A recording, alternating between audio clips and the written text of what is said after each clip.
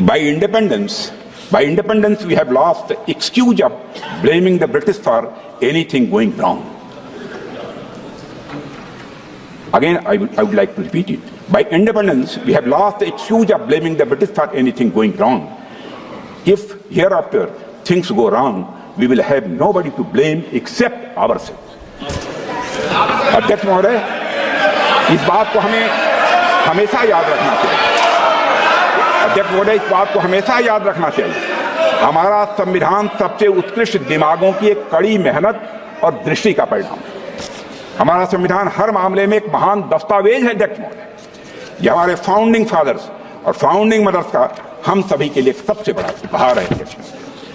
अब ये हमारा कर्तव्य है कि ये सुनिश्चित करें कि हम संविधान की पवित्रता को किसी भी सूरत में भंग न होने दें और यह संवैधानिक यात्रा अनवरत जारी रहे, इसके लिए पूरी शक्ति से काम करें। अध्यक्ष महोदय, मैं विश्वास के साथ कह सकता हूं, गौरव की अनुभूति करते हुए कर सकता हूं कि हमारे प्रधानमंत्री मोदी जी के नेतृत्व की सरकार चाहे जो भी कीमत चुकानी पड़े, संविधान की पवित्रता को किसी भी सूरत में अध्यक्ष महोदय भंग नहीं होने। और यह कर्तव्य हमारे किसी भी अन्य दायित्व से बड़ा होना चाहिए। यह कर्तव्य किसी भी अन्य दायित्व से बड़ा होना चाहिए अध्यक्ष महोदय। इन्हीं शब्दों के साथ अपनी वाणी को मैं विराम देता हूं। आप सभी को बहुत बहुत धन्यवाद। जय भारत, जय हिंद, जय संविधान।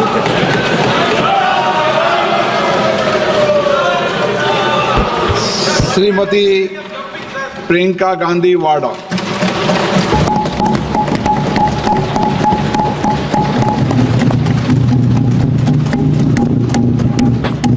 नमस्कार। माननीय अध्यक्ष महोदय जी, आज आपने मुझे इस सभा में बोलने का मौका दिया, इसके लिए मैं आपकी बहुत बहुत आभारी हूँ। सबसे पहले जो सुरक्षाकर्मी, जो जवान अफसर 13 दिसंबर को संसद की सुरक्षा के लिए शहीद हुए, उनके प्रति मैं श्रद्धांजलि व्यक्त करना चाहती हूँ। महोदय, हजारों साल पुरानी हमारी देश की, धर्म की एक पुरानी परंपरा रही है।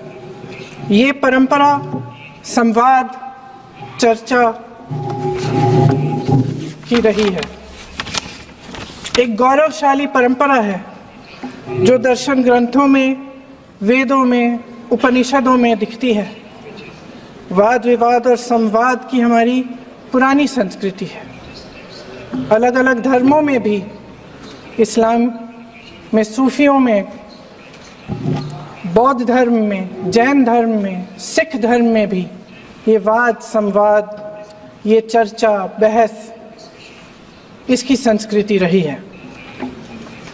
इसी परंपरा से उभरा हमारा स्वतंत्रता संग्राम। हमारा स्वतंत्रता संग्राम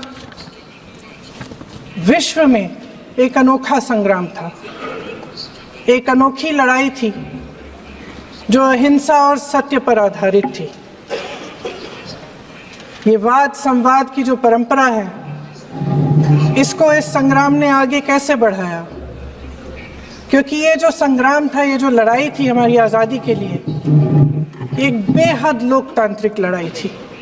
इसमें देश के किसान, देश के जवान, देश के मजदूर, देश के अधिवक्ता, देश के बुद्धिजीवी, चाहे किसी भी जाति के हो, चाहे किसी भी धर्म के हों, चाहे किसी भी भाषा को बोलते हों, सब इस स्वतंत्रता संग्राम में शामिल हुए। सब ने हमारे देश की आज़ादी की लड़ाई लड़ी।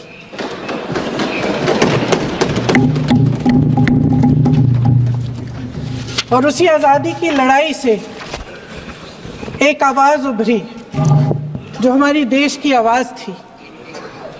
वो आवाज़ ही आज हमारा संविधान है। साहस की आवाज़ थी, हमारी आज़ादी की आवाज़ थी, और उसी की गूंज ने हमारे संविधान को लिखा और बनाया। ये सिर्फ एक दस्तावेज नहीं है। बाबा साहेब अम्बेडकर मौलाना आज़ाद जी, राजगोपालाचारी जी और जवाहरलाल नेहरू जी और उस समय के तमाम नेता, जैसे आपने कहा, इस संविधान को बनाने की जो कार्य में सालों के लिए जुटे रहे।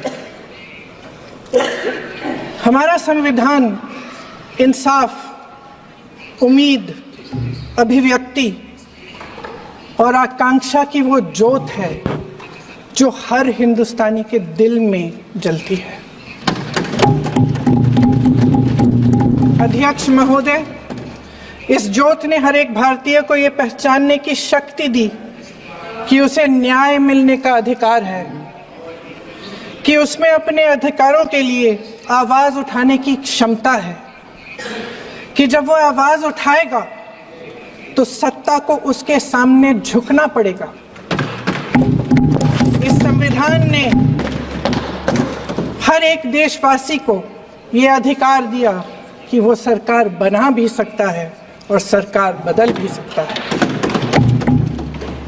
ये ज्योत जो हर हिंदुस्तानी के दिल में जलती है, उसने हर हिंदुस्तानी को ये विश्वास दिया कि देश की संपत्ति में, देश की दौलत में, संसाधनों में उसका भी हिस्सा है, कि उसे एक सुरक्षित भविष्य की उम्मीद का अधिकार है, कि देश बनाने में भी उसकी भागीदारी है।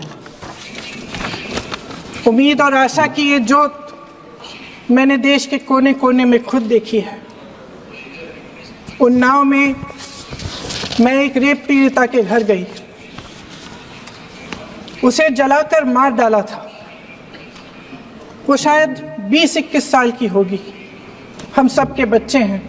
हम सोच सकते हैं कि अगर हमारी बेटी के साथ बार बार बलात्कार हुआ और फिर जब वो अपनी लड़ाई लड़ने के लिए गई तो उसको जलाकर मार डाला गया होता तो हम पर क्या बीतती। मैं उस बच्ची के पिता से मिली। उसके खेत जलाए गए थे, उसके भाइयों को पीटा गया था, उसके पिता को बाहर से, घर के बाहर घसीट कर मारा गया था। उस पिता ने मुझे बताया कि बेटी, मुझे न्याय चाहिए। मेरी बेटी अपने एफआईआर को दर्ज करने के लिए जब जिले में गई तो उसको मना किया गया। अगले जिले में जाना पड़ा उसे। वो रोज सुबह 6 बजे उठकर तैयार होकर अकेली अपने मुकदमे को लड़ने के लिए अगले जिले में ट्रेन से जाती थी। उसके पिता ने मुझे कहा कि मैंने उससे कहा, बेटी अकेले मत जाओ, छोड़ दो ये लड़ाई। लेकिन उसकी बेटी ने उसको जवाब दिया कि नहीं पिताजी, मैं अकेली जाऊंगी, मैं लड़ूंगी, ये मेरी लड़ाई है, मैं इसको लड़ूं। ये लड़ने की क्षमता, ये हिम्मत उस लड़की को और करोड़ों भारत की नारियों को हमारे संविधान ने दी। आगरा में मैं अरुण वाल्मीकि के घर गई। अरुण वाल्मीकि पुलिस स्टेशन में काम करता था, सफाई का काम करता था। आप सोच सकते हैं हमारी तरह उसका भी परिवार था। नई नई शादी हुई थी, 2-3 महीनों का बच्चा था। पुलिस स्टेशन में चोरी हो गई। चोरी का इल्जाम उस पर लगाया गया। उसके पूरे परिवार को उठाकर पुलिस स्टेशन में ले गए। आप हंस रहे हैं, लेकिन ये गंभीर बात है। गंभीर बात। शर्म करो, शर्म। अरुण वाल्मीकि को पीट पीट के मार डाला, उसकी बीवी को पीटा, उसके पिता के नाखून निकाले, उसके पूरे परिवार को पीटा गया। जब मैं उस जवान महिला से मिलने गई जो अभी अभी विधवा हुई थी, तो उसने मुझे कहा कि दीदी, हमें सिर्फ एक चीज चाहिए, हमें न्याय चाहिए और हम इस न्याय के लिए लड़ते रहेंगे, चाहे कुछ भी हो जाए। ये हिम्मत उस महिला को हमारे संविधान ने दी।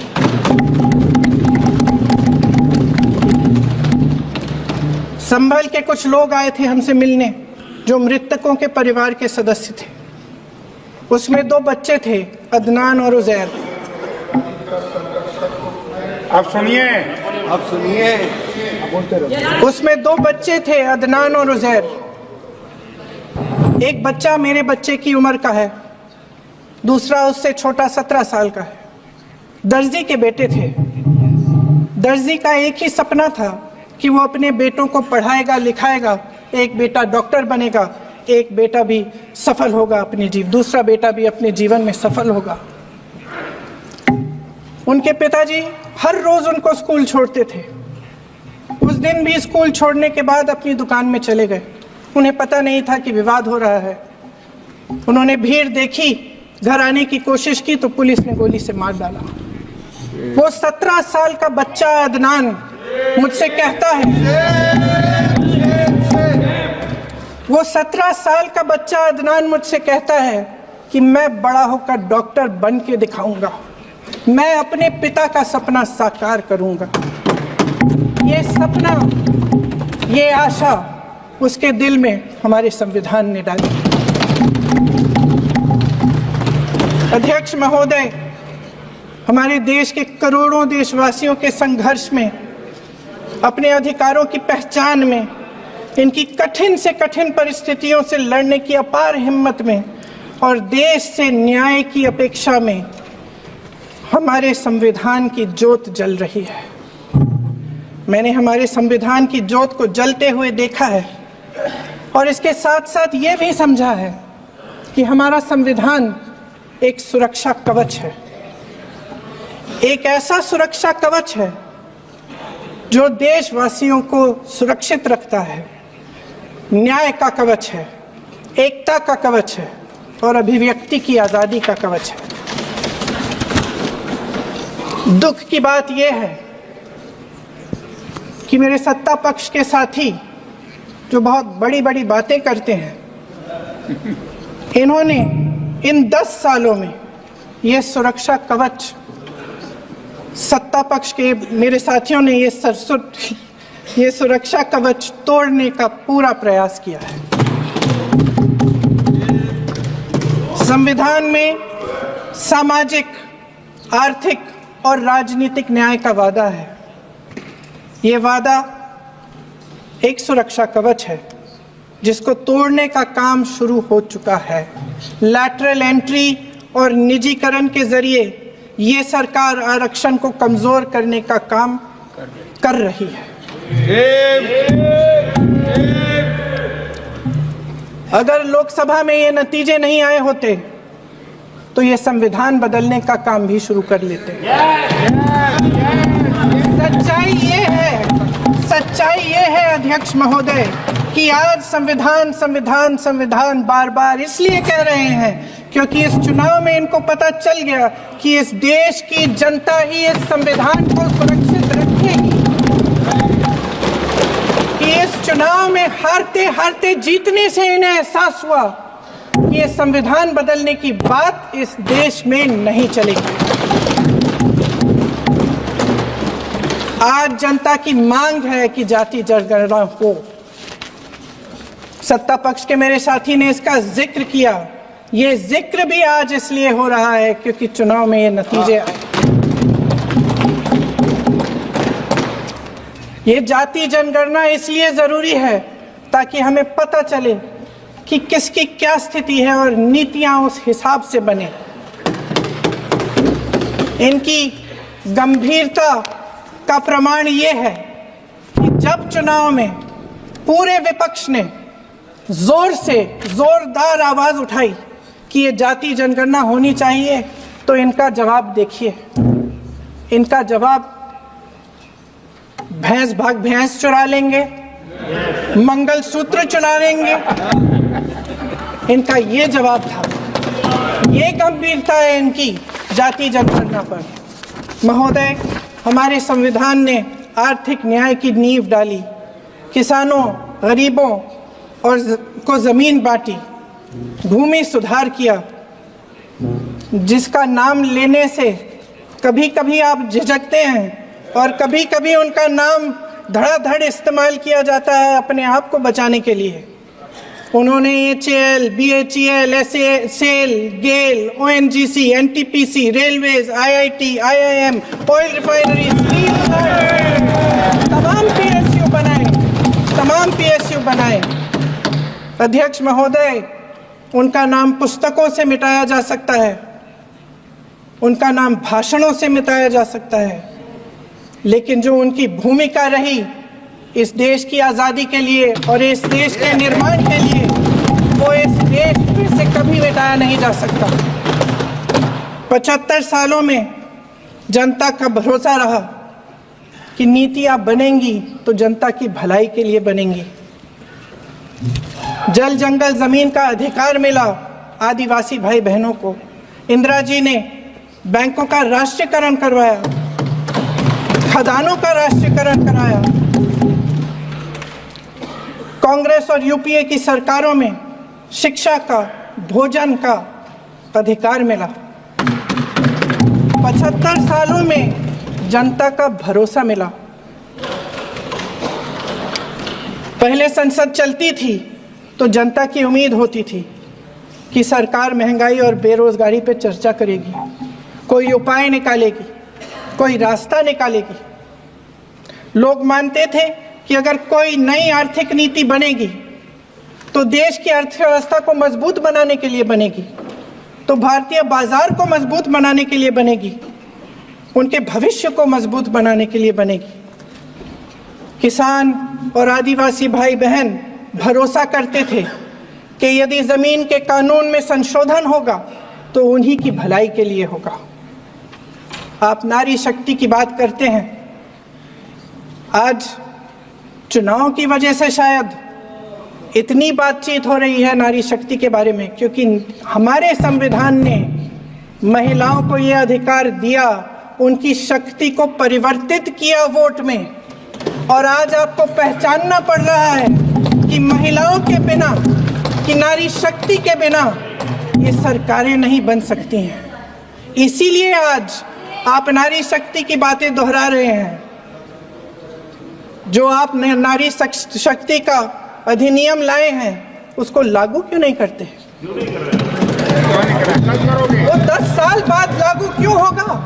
क्या आज की नारी 10 साल इंतजार करेगी उसके लागू करने के लिए? क्या बात है, क्या बात है।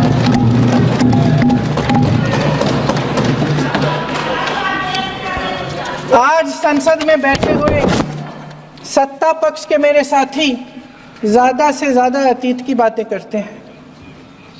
1900 किस में क्या हुआ, कब हुआ, नेहरू जी ने क्या किया। अरे वर्तमान की बात करिए, देश को बताइए आप क्या कर रहे हैं, आपकी जिम्मेदारी क्या है? कि सारी जिम्मेदारी जवाहरलाल नेहरू की है। अध्यक्ष महोदय जी, ये सरकार आर्थिक न्याय का सुरक्षा कवच तोड़ रही है। आज संसद में बैठी ये सरकार बेरोजगारी और महंगाई से जूझ रही हमारी जनता को क्या राहत दे रही है?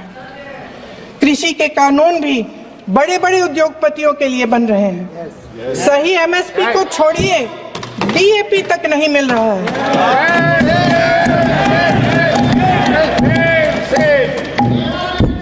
वायनाड से लेकर ललितपुर तक इस देश का किसान रो रहा है। आपदा आती है तो उसको कोई राहत नहीं मिलती। भगवान भरोसे है आज इस देश का किसान, उसको छोड़ दिया गया है। आज हिमाचल में देखिए, जितने भी कानून बने हैं वो सब बड़े बड़े उद्योगपतियों के लिए बन रहे हैं। हिमाचल में जो सेब उगता था उसके जो छोटे छोटे किसान हैं वह रो रहे हैं, क्योंकि एक व्यक्ति के लिए सब कुछ बदला जा रहा है। सुनने की हिम्मत रखो। मैं अध्यक्ष महोदय जी, अध्यक्ष महोदय जी,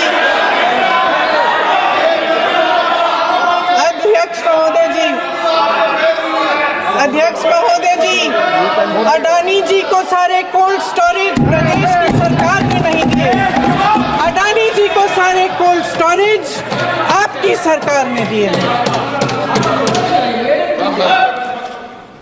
देश देख रहा है, देश देख रहा है कि एक व्यक्ति को बचाने के लिए 142 करोड़ देश की जनता को नकारा जा रहा है। सारे बिजनेस, सारे संसाधन, सारी दौलत, सारे मौके एक ही व्यक्ति को सौंपे जा रहे हैं। सारे बंदरगाह, एयरपोर्ट्स, सड़कें, रेलवे का काम, कारखाने, खदाने, सरकारी कंपनियां सिर्फ एक व्यक्ति को दी जा रही है। जनता के मन में हमेशा ये विश्वास होता था कि अगर कुछ नहीं है तो संविधान हमारी सुरक्षा करेगा, मगर आज आम लोगों के बीच ये धारणा बनती चली जा रही है कि सरकार सिर्फ अडानी जी के मुनाफे के लिए चल रही है। देश में बहुत तेजी से गैर बराबरी बढ़ रही है। जो गरीब है वो और गरीब हो रहा है, जो अमीर है वो और अमीर हो रहा है। इस सरकार ने आर्थिक न्याय की भी सुरक्षा कवच तोड़ दिया है।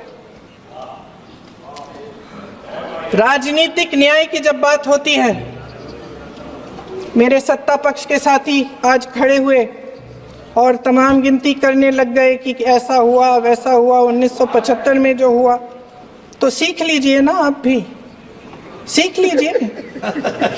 आप भी अपनी गलतियों के लिए माफी मांग लीजिए। आप भी बैलेट पे चुनाव कर लीजिए, आप भी बैलेट पे चुनाव कर लीजिए। दूध का दूध, पानी का पानी हो जाएगा। आप राजनीतिक न्याय की बात करते हैं, सरकारों को पैसों के बल पर गिरा देते हैं।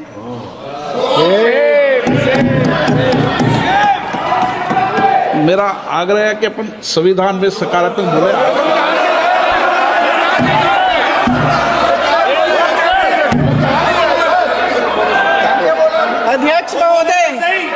अध्यक्ष महोदय, सत्ता पक्ष के हमारे साथी ने एक उदाहरण दिया उत्तर प्रदेश की सरकार का, तो मैं भी एक उदाहरण दे देती हूँ महाराष्ट्र की सरकार का।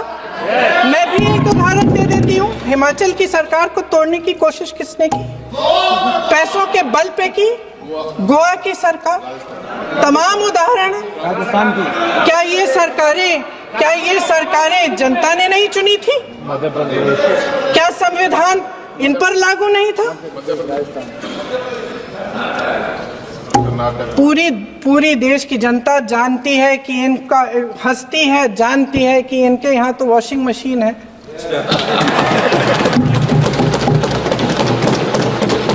जो यहाँ से वहां जाता है वो धुल जाता है। इस तरफ दाग, उस तरफ स्वच्छता। और मेरे कई ऐसे साथी हैं जो इस तरफ होते थे उस तरफ चले गए, मुझे दिख भी रहे हैं, वॉशिंग मशीन में शायद धुल गए हैं। अध्यक्ष महोदय, जहां भाईचारा और अपनापन होता था, जहां हमारे संविधान ने एकता का सुरक्षा कवच दिया था, वहां शक और घृणा के बीज बोए जा रहे हैं। एकता का सुरक्षा कवच तोड़ा जा रहा है। प्रधानमंत्री जी यहाँ सदन में संविधान की किताब को यूं माथे से लगाते हैं, लेकिन संभल में, हाथरस में, मणिपुर में जब न्याय की गुहार आती है, उठती है, तो उनके माथे पे शिकन तक नहीं आता।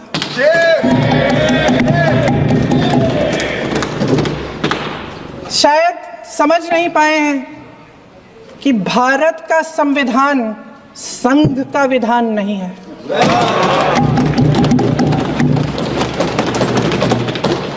भारत के संविधान ने हमें एकता दी, हमें आपसी प्रेम दिया। उस मोहब्बत की दुकान जिस पर आपको हंसी आती है, उसके साथ करोड़ों देशवासी चले। करोड़ों देशवासियों के दिल में एक दूसरे के लिए प्रेम है, घृणा नहीं है। आपकी जो इनकी जो विभाजनकारी नीतियां हैं उसका नतीजा हम रोज देखते हैं। राजनीतिक फायदे के लिए संविधान को छोड़िए, देश की एकता को भी ये रख नहीं सकते, इसकी सुरक्षा नहीं कर सकते। हमने संभल में देखा, मणिपुर में देखा। दरअसल इनका कहना है कि अलग अलग इस देश के अलग अलग हिस्से हैं, कैमरा लेकिन हमारा संविधान कहता है कि ये देश एक है और ये देश एक रहेगा। जहां खुला विवाद होता था, अभिव्यक्ति का सुरक्षा कवच होता था, इन्होंने भय का माहौल पैदा किया है। सत्ता पक्ष के मेरे साथी अक्सर 75 सालों की बात करते हैं, लेकिन इन 75 सालों में ये उम्मीद, आशा, ये अभिव्यक्ति की ज्योति कभी थमी नहीं, कभी बुझी नहीं। इस देश की जनता ने खुलकर आलोचना की, निडर होकर धरने किए, प्रदर्शन किए। जब जब जनता नाराज हुई तब तब सत्ता को ललकारा, उसे चेतावनी दी, बड़े से बड़े नेताओं को कटघरे में खड़ा किया, उनसे जवाब मांगा, न्याय मांगा। इस देश के छोटे छोटे से नुक्कड़ की दुकानों में, चाय की दुकानों में, इस देश के घरों में, गलियों में, मोहल्लों में, अखबारों में, प्रकाशन घरों में, न्यायपालिकाओं में चर्चा कभी बंद नहीं हुई। लेकिन आज ये माहौल नहीं है। आज जनता को सच बोलने से डराया जाता है, धमकाया जाता है। पत्रकार हो या विपक्ष का नेता हो या किसी यूनिवर्सिटी का प्रोफेसर हो, छात्र संघ हो या कर्मचारियों का संगठन हो, सबका मुंह बंद कराया जाता है। किसी पे ईडी, किसी पे सीबीआई, किसी पे इनकम टैक्स, फर्जी मुकदमे लगवाए जाते हैं, जेल में डाल दिया जाता है, विपक्षी नेताओं को जेल में डाल दिया जाता है, उनको सताया जाता है। किसी को नहीं छोड़ा इस सरकार ने। देशद्रोही कह के उत्तर प्रदेश में मुझे याद है कुछ अध्यापिकाएं प्रदर्शन कर रही थी, उन पर मुकदमा डाल दिया देशद्रोही का, उन्हें देशद्रोही कह दिया। इन्होंने देश का पूरा माहौल भय से भर दिया है। इनकी मीडिया की मशीन झूठ फैलाती है, तरह तरह के आरोप लगाती है, और शायद वह भी भय में ही है। महोदय, मैं इस सदन को याद दिलाना चाहती हूँ कि ऐसा डर का माहौल देश में अंग्रेजों के राज में था। जब इस तरफ बैठे हुए गांधी की विचारधारा वाले लोग आजादी की लड़ाई लड़ रहे थे और उस तरफ वाली विचारधारा वाले लोग भय में रहकर अंग्रेजों के साथ साठ-गांठ कर रहे थे।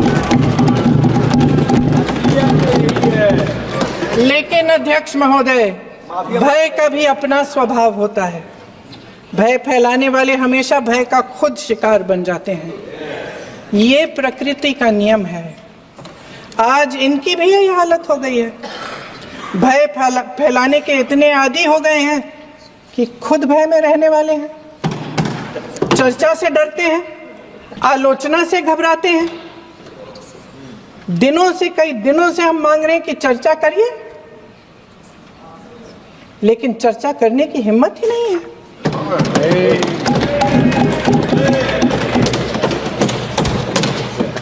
एक कहानी होती थी अध्यक्ष महोदय, शायद बचपन में आपने भी सुनी होगी। राजा भेष बदलकर बाजार में आलोचना सुनने जाता था। ये सुनने जाता था कि प्रजा मेरे बारे में क्या कह रही है, मैं सही रास्ते पे चल रहा हूं कि नहीं। लेकिन आज का राजा, भेष तो बदलते हैं आज के राजा, शौक तो है उनको भेष बदलने का, लेकिन न जनता के बीच जाने की हिम्मत है और न आलोचना सुनने की। महोदय, मैं तो सदन में नहीं हूं।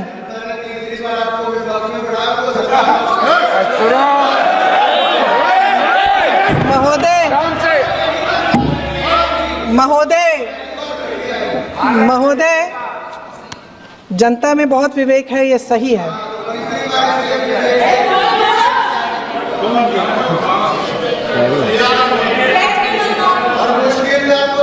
अच्छा महोदय, मैं सदन में नहीं हूँ, कुछ, हाँ ठीक है, मैं सदन में नहीं हूँ, मात्र 15 दिनों से आ रही हूँ, लेकिन मुझे ताज्जुब होता है कि इन 15 दिनों में इतनी बड़े इश्यूज हैं, इतनी बड़ी बातें हैं। प्रधानमंत्री जी मात्र एक दिन के लिए, शायद 10 मिनट के लिए दिखे हैं सब।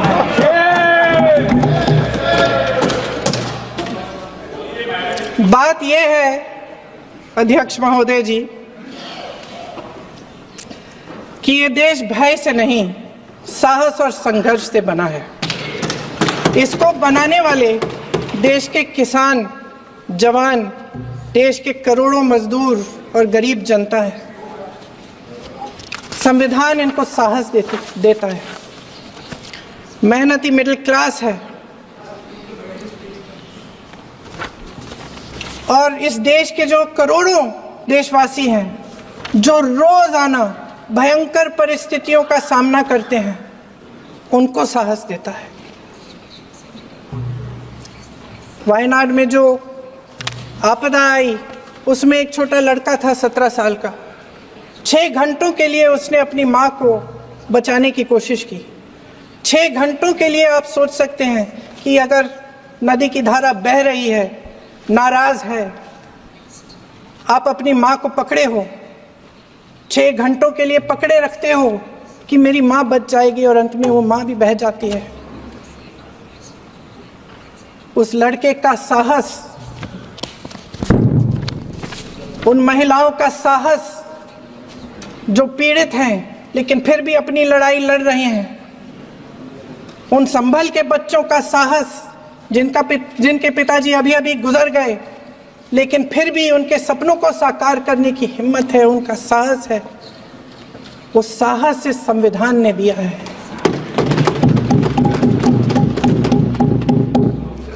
वो आत्मविश्वास इस संविधान ने दिया है। ये देश भय से नहीं चल सकता, ये देश साहस से ही चलेगा। भय की भी सीमा होती है, और जब वो सीमा पार हो जाती है, जब किसी को इतना दबाया जाता है कि उसको लगने लगता है कि अब मेरे पास खोने के लिए कुछ नहीं है, तब उसमें एक ऐसी शक्ति पैदा होती है जिसके सामने कोई कायर खड़ा नहीं हो सकता। ये देश कायरों के हाथों में ज्यादा देर तक कभी नहीं रहा है। ये देश उठेगा, ये देश लड़ेगा, सत्य मांगेगा, सत्यमेव जयते। जय हिंद। अगले मैडम बधाई।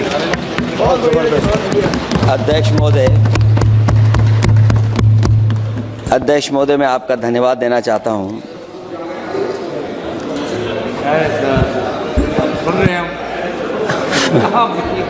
अध्यक्ष महोदय, मैं आपका धन्यवाद देना चाहता हूं। साथ ही साथ इस सदन में जो 75वें वर्ष पर संविधान की बहस शुरू हुई है, जहां सत्ता पक्ष से माननीय रक्षा मंत्री जी, उन्होंने अपनी बात रखी। अभी कांग्रेस पार्टी की नवनिर्वाचित सांसद, उन्होंने अपनी बात रखी। उसके बाद अध्यक्ष महोदय, मुझे बोलने का मौका मिल रहा है।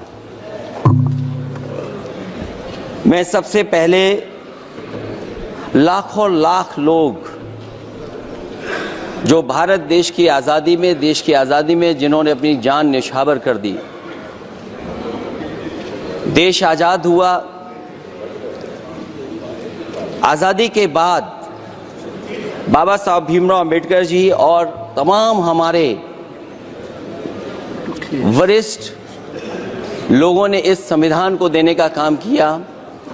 मैं उनको याद करने के साथ साथ जो आज 13 तारीख जिस दिन हम आप सदन में बैठे हैं, एक ऐसी घटना घटी थी, अगर उस समय सुरक्षा कर्मियों ने अपनी सूझबूझ के साथ, बहादुरी और साहस के साथ अगर उन आतंकवादियों को मुकाबला न किया होता तो हमारे देश के बहुत सारे महत्वपूर्ण नेता जो उस समय सदन में थे, न जाने क्या परिस्थिति बनती। मैं उन बहादुर जिनकी जान गई उनका याद करता हूं, वहीं श्रद्धांजलि भी देता हूं। मैं इस संविधान की चर्चा पे जहां खड़ा हुआ हूं, मैं बाबा भीमराव अंबेडकर जी उनको श्रद्धांजलि अर्पित करते हुए जिन्होंने संविधान को देने का काम किया। हमारा संविधान जो तैयार हुआ है उनकी प्रबुद्ध दृष्टि का परिणाम है कि हमारे पास न्याय, स्वतंत्रता, समानता और बंधुत्व के सिद्धांतों पर आधारित एक महान संविधान हमें मिला है। भारत राज्यों का एक संघ है और हमें विविधता में एकता पर गर्व है। ये हमारा संविधान ही है जिसने भाषाई, क्षेत्रीय, धार्मिक और जातीय विविधता वाले हमारे देश को एक साथ रखा है। ये संविधान डॉक्टर अंबेडकर जी ने कहा था कि संविधान की सफलता इस पर निर्भर करेगी कि हम उसके अनुसार कैसे काम करते हैं। ये देखना है, विधायिका, कार्यपालिका और न्यायपालिका की जिम्मेदारी है कि इस महान देश का शासन हमारे संविधान में निहित उच्च सिद्धांतों के अनुसार चलाया जाए। डॉक्टर अंबेडकर ने कहा था, मैंने तो संविधान निर्माण का दायित्व बहिष्कृत वंचित वर्गों को अधिकार दिलाने के लिया है। ये वही संविधान है जो समय समय पर हमारा रक्षा कवच बनता है। अध्यक्ष महोदय, ये संविधान हमारी ढाल है, संविधान हमारी सुरक्षा है, संविधान हमें समय समय पर शक्ति देता है। संविधान ही देश की 90% शोषित, उपेक्षित, पीड़ित, वंचित जनता के अधिकारों का सच्चा संरक्षक है। ये संविधान ही हमारा बड़ा मददगार है। इसलिए ये हमारे जैसे लोग और देश के कमजोर लोगों के लिए और खासकर पीडीए के लिए संविधान की रक्षा जन्म मरण का विषय है। संविधान ही लोकतंत्र की प्राणवायु है और जहां बाबा साहब भीमराव अंबेडकर जी ने इतना शानदार अच्छा संविधान दिया, वहीं डॉक्टर अंबेडकर ने स्पष्ट कहा था, जो हमारे माननीय मंत्री जी ने भी सत्ता पक्ष से वो बात रखी और कहा था, संविधान कितना भी अच्छा हो, यदि उसे लागू करने वाले लोग अच्छे नहीं होंगे तो परिणाम अच्छे नहीं निकलेंगे। इसलिए अध्यक्ष महोदय, इस संविधान पर लगभग 75 वर्ष में के बाद भारत की संसद में फिर चर्चा हो रही है। मैं कई महत्वपूर्ण बिंदुओं पर अपनी बात को रखना चाहूंगा। अध्यक्ष महोदय, हमारे संविधान की प्रस्तावना संविधान का निचोड़ है। सरकार के उद्देश्यों और लक्ष्यों को स्पष्ट उल्लेख है प्रस्तावना में। मैं प्रारंभ करता हूं संपूर्ण प्रभुत्व संपन्न समाजवादी धर्मप्रिय लोकतांत्रिक गणराज्य से। आज अध्यक्ष जी, सीमाओं की रक्षा करना संप्रभु का प्रथम कर्तव्य है। और अध्यक्ष महोदय, जिस देश की सीमाओं की सुरक्षा